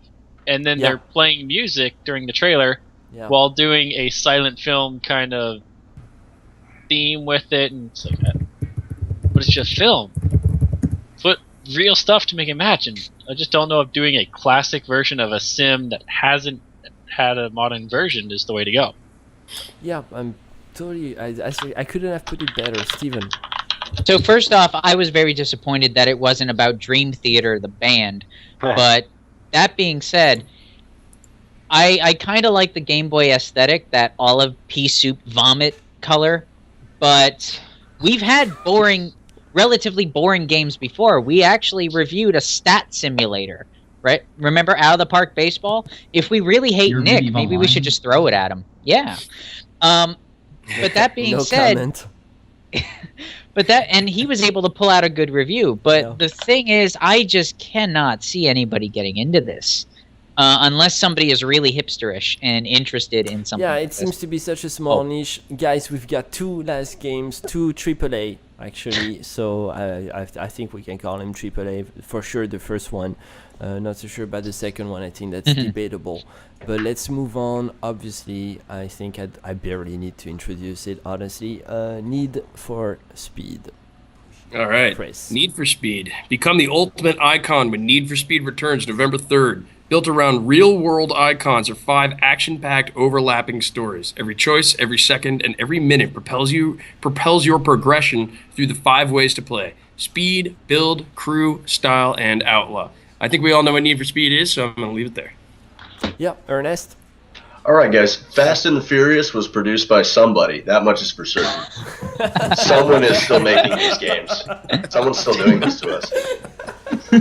I say Fast and Furious, I'm a Need for Speed. You know, whatever. Interchangeable. Nobody cares. Need for Fury. Furious for Speed. Let's start this Fury for Speed. Let's start this conversation with Curtis, but let's also say that after seeing 20 trailers about indie games, it's kind of, I mean, it's a contrast. It's a definite contrast to look at a trailer for Need for Speed. But go ahead, Curtis. I'm the sucker that'll buy this game. Yeah. I'm not a huge racing fan, but every time I play a Need for Speed game, there's so much different from it from the ones before. Maybe just because I bought the awkward ones that were different, and then I go and watch the Need for Speed movie and try and pick everything wrong about it apart, only to realize my friends are idiots and they make stupid arguments that I didn't rationalize about it. And would you say that it's different visually, or it's actually different gameplay-wise? The gameplay is what changes about it every time, but one of my favorite games of all time, especially despite it being a racing, is the Need for Speed Pro Street, where you're able to highly customize your car at almost a Gran Turismo or Forza level, and then just compete in like a half-mile or a quarter-mile drag. I thought that was amazing. So yeah, so we'll be seeing you stream this thing. Rek? Just a couple of things I wanted to say. Like, when the first Need for Speed games came out, I was really into those. So I always think it's fun to see if the newer ones are any good or if they're absolute crap. And at the same time, because it's Need for Speed, I think it's at the very least good as far as, you know, the website, because people are gonna look it up. You'd be surprised. We get most of our traffic from the games like... Wait, I gotta retrieve the name even if it slows down the pace of the game. But we get most of our traffic from games like Bulb Boy. No, I understand that. I'm just saying, you know, it's still a game that people will look up. It'd be good to have reviews of it. I'm all for it. I completely agree with you. Yeah, Alucard. Yeah, I just wanted to point out, remember when we were talking about Pathologic? They were using the real life for the cutscenes and whatnot, real life actors. Yeah. Yeah, Need for Speed does that heavily. Like, I was watching gameplay, and they do that for, like, every single cutscene. Just because you guys were kind of bashing on that, so I'm just pointing that out. Thank you, Alucard. So the only time you voiced your opinion was to criticize us. Moving on, Steven. Alucard, that's my job first and foremost. But that being said, I am one of the few people that have ever actually defended EA. Please keep all your jeers to the end of the program. No, but I'm a fan that of being EA. said, I'm a big fan of EA. I think that being said, god This is Sonic territory. We're sick of it. I'm sick of seeing Need for Speed, and I'll tell you why. I was a big fan of the series. This is Up not until Sonic territory, Steven. I hate to interrupt yes, it you. is. This is not Sonic territory. No. See, here's my problem with it.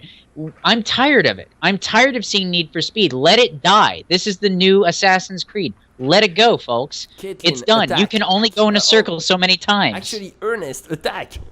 Guys, seriously, can we not let The Rock and Vin Diesel get on with their lives? I mean it. He's gone. He's not coming back. We're not going to bring him back with 9,000 Fast and the Need for the Furious games, all right? Let's just let it go. Little side quote, I actually partied, true fact, true story, I partied with Vin Diesel in Las Vegas when I was 19 years old. That's Caitlin, awesome. Did you play D&D? I had a blast. I'm not going to get into the details. My wife could be Oh. watching this show, but I had a blast. TMZ That's a is great now way to- watching. That kind of party. Caitlin, how do you react to Steven's comments? Not so much the game, Steven's comments. About the live action, About Sonic the Hedgehog. That was Alucard. about Sonic, redoing the same old games sometimes is exciting, but with EA, I just don't trust them. Like I mentioned in the chat, the SSX series was one of my favorite games as a kid. I loved it, and then I bought the reboot that they did because I was so excited. I waited like a year for this game, and it broke my heart. But I don't think it's I don't think it's an Assassin's Creed. Is it going to be? What I mean is it going to be amazing, or is it going to be something that people are going to expect so much and then have their hearts crushed? So I don't think you're reacting to Steven as much as you're reacting to Curtis, because Well, Curtis let me basically react said, some more. Curtis, you basically said that a priori, this is a game that we've seen over and over again, but really it's not. Because the beauty of EA in the realm of Need for Speed is that it does innovate. It does make that creative effort on every title. Right? Fair enough. In some ways. The Some problem games is want that them it's nostalgia, EA. though. EA is constantly known for pushing things out before they're ready and limiting features to what should take 4 or 5 years in development to take 2 years. And you miss out on so many good things. That's why each of the games has something cool in it that they should all have these 3 games put together as one for something completely new. Chris, I know your hand is down, but No, yeah, I just think that with racing games, in response to sort of this being a Sonic type game, I'd say the reason why it's not is because racing is something that is different than Sonic or Mario. Racing is something that people have been doing for 80, 90, whenever cars were invented, for a long time. And I think people's desire to want to race will always be there, so there will always be a place for Need for Speed. And the arcade racing game is and in the arcade racing put a blue game, shell it's like in one there. of the most classic styles. And so to think that you would just stop making arcade racing games just because there are other old arcade racing games, it's just, I think, is a silly thing. Angelic? Silly man. A wonderful silly All man. right, so we can sit around and bash EA all day long, but what it comes down to is this is a big title and we gotta review this. And if EA fucks us up, well then here's your chance to call them out and say what could have gone wrong. So, I mean, go for it. Take it if you feel passionately about it. Well, EA is going to make a lot of games we're going to play in the future. We can't just ignore a game because EA made it. I'm sorry That to say, being but said- EA is a damn good publisher. Steven. They're okay. They're Wait a second. You cut me off before I was done, as normal. See, here's the thing. This is where the devil's advocate comes out. Again, remember, I defended EA during the whole Battlefield thing when that came out. Yes, I remember. I don't hate EA. What I hate is derivative. This is their Madden of the car genre. All right? I had the same feeling about seeing this as I did when I found out Big Trouble in Little China was being remade with The Rock. Okay? There's no need for this to exist. None. We have enough Need for Speeds. I have to disagree with Chris. We have enough Need for Speeds. This is NASCAR. We've seen it before. There's nothing new to this. What are we gonna do? We're gonna mod cars? We've done it before. They've done it in older games. We're done.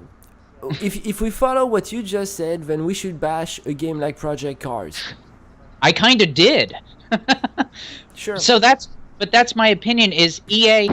It's gone to the well once too often, just like Ubisoft has gone to the well once too often with Assassin's Creed. I love Assassin's Creed. When Syndicate comes out, I'm gonna buy it because I'm a sucker for the Industrial Revolution. But that being said, there's no legit reason for this to exist. If you want to bring out another Need for Speed, innovate. Don't go back to a reboot of a rehash of a racing game. Okay, And well, that's what I feel this is. Curtis, please come back next week, and after having played the game, and Yes. please let's start with that, and I mean that. So, Let's start with But that. I still think we should review it because it's a big Oh, deal. yeah, and I think it's enjoyable. everybody, despite the fact that we may disagree on this, I think everybody agrees we should cover this. The very, very, very last game is also, I think we can call it a AAA. Though it's still it's not EA. It's Ubisoft. Ubisoft has a publisher behind it. Anno 2205, and I think in some way that relates to the conversation we had about strategy games, even though that's more towards SimCity type of game. But Chris, go right ahead. All right, Anno 2205, the beloved city builder takes off into space. In Anno 2205, you join humankind's next step into the future with the promise to build a better tomorrow. You conquer Earth, establishing rich, bustling cities and grand industrial complexes. But to secure the prosperity of your people, you must travel into space. A scientific breakthrough in fusion energy promises to revolutionize all aspects of society. The necessary isotope, helium-3, can only be found in harvestable quantities on the moon. Venture into space and settle on the moon in the thrilling race for resource and power. Anno's masterful economic gameplay is back and taking strategic city-building simulation to new heights, launching into space. Over to you, Ernest. Ubisoft Blue Byte is a video game developer and publisher based in Dusseldorf, Germany, which you can't make up. Founded in 1988, they produce some popular titles such as Battle Isle and The Settlers. It likes to disguise itself by assuming the form of a blue bite while grazing on plankton, struggling to survive long enough to evolve into something with legs. They were acquired by Ubisoft in 2001. What's your stance? Before we start, what's your stance on this, Ernest? I really don't have one. This game looks like it wants to do exactly what Civilization should have been doing this whole time, but they just now got to, and beyond Civilization Beyond Earth. What is it? I can't remember. It doesn't matter. I know it's actually it is its main competitor in many ways, and I know it seems to bring something new and refreshing, especially if you contrast it to not just SimCity but Tropico as well, that people appreciate. And I personally have never played it, so I don't know what that is. So if anybody has previous experience in that, please let's start with it. Otherwise, let's move on to comments. Dalton. All right, I'm a big fan of the Anno series. Okay. Honestly, every time they bring a new game to the table, it's something new. They have yet to disappoint me, and every single release, they're just really solid is what it comes down to. Single release is fantastic, and they do what they do really well. So I'm looking forward to it. Why? What makes Anno so different from SimCity and Tropico? Okay, so it's really more, I don't want to say infrastructure based, but it's less people and more things, I guess. And the Tropico kind of takes itself less seriously than Anno does, which is completely fine. But Anno just has like everything they do is just really streamlined feeling, and I love it. It's pretty good. Steve, I have a question. Yeah. Anno is the kind of game where if you ever wanted to be part of the... If you ever wanted to be a city builder, an actual city builder, and not give a damn about the people that are in the city, if you ever care about infrastructure, if you dream about infrastructure, this is kind of your game. Whereas Civilization is more concerned with your people and being happy and whatnot. That being said, I'm a sucker for the moon. Right? I'm a sucker for space. I'm a sucker for building stuff on planetoids. I'm curious. I'm interested, even though it's Ubisoft. I still want to see how it goes. So I would say, I don't know about streaming it, but apparently streamers are really weird and they like doing this stuff. So I would say, hey, go with a 3. Stream it and review it. Yeah. That's right, Chris. And before we move on to you, Chris, actually, Alucard, if you can pop up in the chat, whoever is not on the Skype call but who's in the chat and listening. Let us kind of know on Skype who's going to be the person who gets the key for tonight. Tonight we are giving South Park the Stick of Truth to anybody who's out there and who wants it. Chris, I think you had a question about Anno. Yeah, well, just so I'm a huge fan of SimCity, and I've played Civ, and Anno's a game I've taken a look at before. Mute your and microphone if you're typing. Go ahead, Chris. Sorry. That's okay. And I'm just curious to know what separates this from SimCity. Maybe Dalton, you can answer that. It's a fair question. I have the exact same question, Dalton. Sorry Okay, to put the pressure on you, but you seem to be experienced. SimCity usually just takes place in the modern era, and it's really just a repeat of the same thing over and over, and also less like outside interaction, I guess. So like Anno, like say you start off with Anno 1404, so like obviously that takes place in the medieval era, and then 2070 would take place in like the I don't want to say like postmodern, but like I guess a little bit in the future. And it's where in SimCity is kind of the same thing, but they just improve the elements over and over again. This they kind of reintroduce new elements and bring stuff back, and so cool. Thank you. Yeah, I'm gonna be playing this. I'm gonna be quite frank. I think it's definitely worth a shot. I've always wanted to play an Anno game. I think this is my opportunity to do so. So I'm gonna drop. I have a weekly schedule of games that I play just so that I can make sure to keep the hot stuff. And I'm gonna drop the very, very disappointing. And Ernest, I think you're reviewing this. If I'm not wrong, I'm gonna drop the very disappointed Sword Coast Legends. And I think it's important that every week we close the show on a game that we discussed last week. That was probably the most anticipated, and I think this week is probably it might actually be this very game.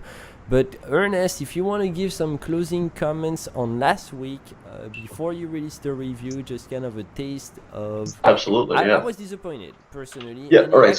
It drove me right back to Pillars of Eternity, which I've been wanting to play for a very long time, and that, by the way, I am enjoying thoroughly for the very first time. I am enjoying the story in a game, and it was crap. No, you're totally wrong. You're totally wrong. Pillars of No, not Pillars. Sword Coast. Pillars, yeah, because I was probably Pillars is a little masterpiece. Seriously. Ernest. Oh, Sword Coast. Yeah.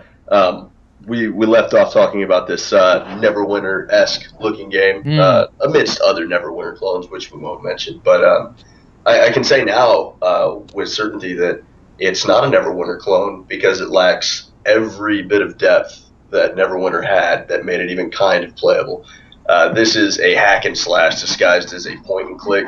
It's not good at it either. It's very, very bad.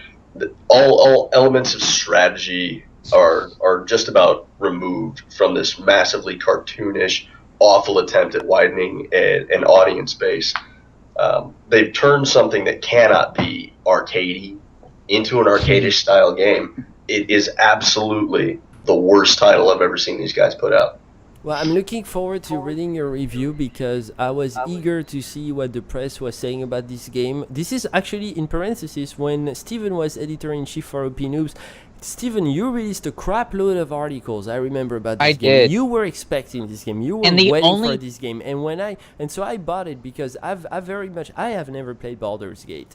But with the whole trend since 2013, 2014, of all these games coming back, I got into it. And I was actually looking forward to this title. And yeah, it didn't cut it for me. So I just want to say, I have not been this disappointed in something since my ex-wife. This was probably the worst damn game I have ever seen. This was basically, if you took everything that was good about Neverwinter Nights and threw it out the window and then pissed out that window, that would be Sword Coast Legends. I think the entire gaming community as a whole was misled because every single interview, every single bit of PR that came out for this game was basically, yeah, it's going to be Neverwinter. It's going to be Neverwinter and Baldur's Gate on steroids. And what we got was Neverwinter and Baldur's Gate on steroids in the way of Chris Benoit type of steroids. Yeah. And this was just terrible. It was not enjoyable. I played about an hour and I felt sick because I saw such a wonderful IP. Story, it's not believable. I saw such a wonderful IP, and then I realized that other people have done it better. Pillars did it better. I don't even like, what was that other game that everybody liked? I forget what it is called. Divinity. I didn't like that, and even that was better. than this game. Divinity was And good. it- Divinity was it- good. Divinity It got was me great. right here. Now didn't I'm a say that. big fan of Diablo 3. I'm a big fan of hack and slashes. Hell, I have the Demon Hunter hoodie that I wear constantly. But this was not fun at all. Fair enough. I felt misled. Guys, It hurt me right here. This is why I don't trust people. so This is why I drink.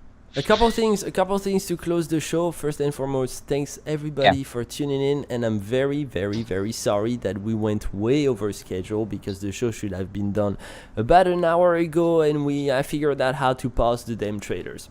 Good job. It's almost like So we next invited week- 9 people along. Aw. At least next week, you know what you're in for. I encourage you to come back because I think this was probably one of the best show we had since we started the whole damn thing. I thoroughly enjoy it. It gives us a broad overview of what to expect for the next week, and it tells me exactly what I personally want to play next week.